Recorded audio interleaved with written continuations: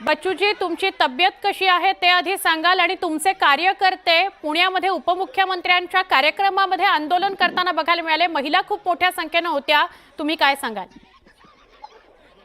खरं तर त्यांची आता काय झालंय का 6-6 महिन्यात दिव्यांगाचा पगार नाही, पगार वाढीचं निश्चित अजून सरकार काही करत नाही आहे। विजय सावंत येणार आहे, मग ते निर्णय घेतले पाहिजे लवकर। होय, पण हो बच्चूजी, तुमचा आवाज येतोय।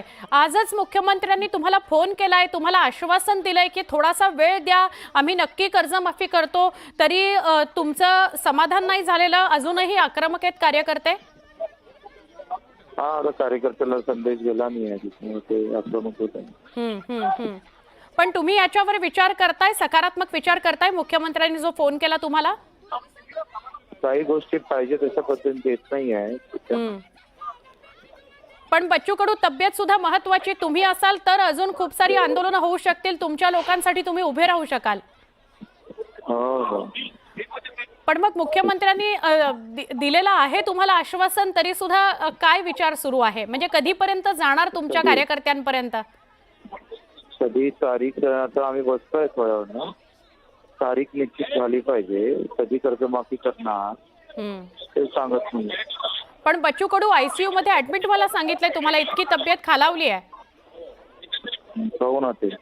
पण मग कधी तुम्ही नाही, तुम्ही कधी स्वतःचा विचार करणार, तुम्ही कधी ऍडमिट होणार? कारण तुम्ही असाल तर पुढे ही आंदोलन आणि हे सुरू राहील, आणि मुख्यमंत्र्यांनी तुम्हाला फोन केलाय, आश्वासन दिलंय।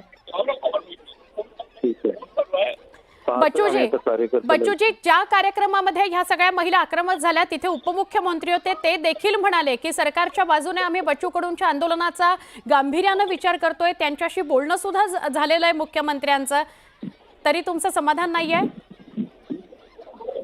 आता पाहतोय आम्ही, कार्यकर्त्याला बोलतोय। पण तुमचा विश्वास आहे का आता तुम्हाला स्वतः जर फोन केलाय मुख्यमंत्र्यांनी तर?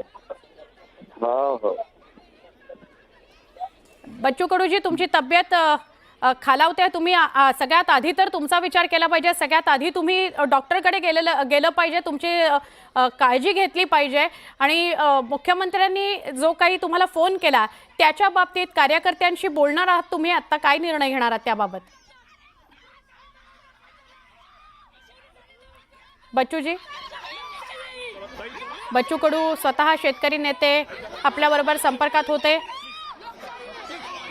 मोजरी इथं ते अन्नत्याग आंदोलनाला बसलेत आणि 16 तारखेपासून ते पाणी सुद्धा पिणार नाहीत असं ते म्हणाले होते। पण आज पुन्हा मुख्यमंत्र्यांचा त्यांना फोन गेला, मुख्यमंत्र्यांनी त्यांना आश्वासित केलं की कर्जमाफी आम्ही करू। तर आता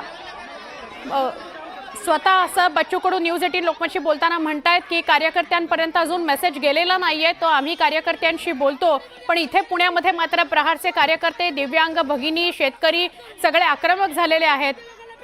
आम्हाला न्याय पाहिजे, आमच्या नेत्याला न्याय पाहिजे अशी मागणी ते करतायत।